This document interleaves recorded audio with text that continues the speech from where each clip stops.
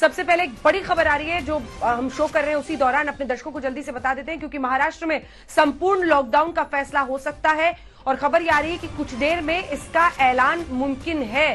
देखिए, दिल्ली हो या फिर महाराष्ट्र में इस तरह का फैसला, ये बड़ा फैसला है और जो परिस्थितियां बन गई हैं देश भर में इस वक्त कोरोना को लेकर, उसकी वजह से इस तरह के फैसले अब लिए जा रहे हैं। आपको बता दें, पहले ही फैसला राज्य सरकारों पर छोड़ दिया गया था, लेकिन इस बीच अब केंद्र सरकार ने राज्य सरकारों पर छोड़ दिया था कि आप फैसला लीजिए और इसी पर कुछ ही देर में ऐलान हो सकता है महाराष्ट्र सरकार की तरफ से संपूर्ण लॉकडाउन का।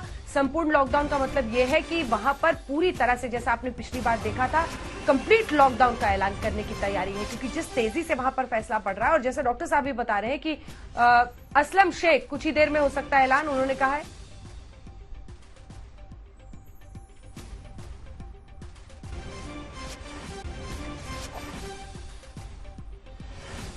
इस बीच आपको बता दें, दिल्ली में ऑक्सीजन की भारी किल्लत, जिसकी वजह से माफ कीजिएगा, मुख्यमंत्री अरविंद केजरीवाल अपील कर रहे हैं केंद्र सरकार से कि ऑक्सीजन की बहुत ज्यादा कमी हो रही है, हमें ऑक्सीजन की जरूरत है। ये मुख्यमंत्री अरविंद केजरीवाल लिख रहे हैं।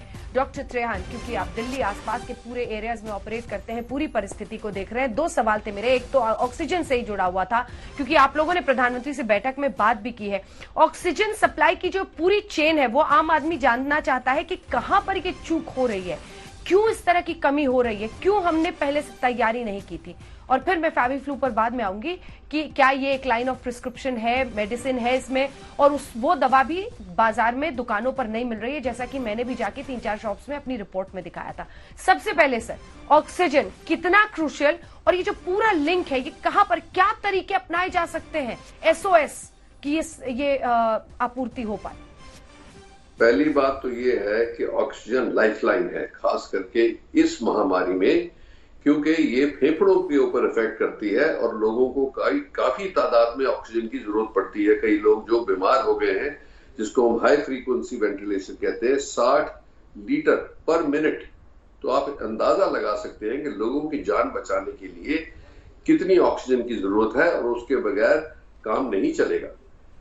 ये एक बात तो ये है। दूसरी बात ये है कि हिंदुस्तान में ऑक्सीजन की प्रोडक्शन है और सबसे ज्यादा जो यूज करते हैं ऑक्सीजन को, वो स्टील प्लांट्स करते हैं। अब आप देखेंगे कि स्टील प्लांट्स, बिजनेस वालों ने ये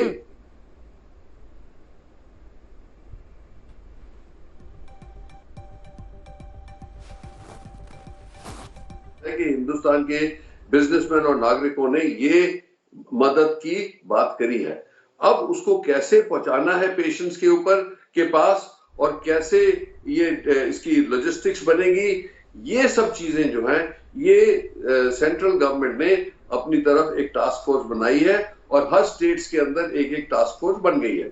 अब उनकी कोऑर्डिनेशन से ये कहा जा रहा है कि जैसे आपको इंफॉर्मेशन मिलेगी कि ऑक्सीजन कहीं खत्म हो रही है तो उसकी डिलीवरी हम कराएंगे।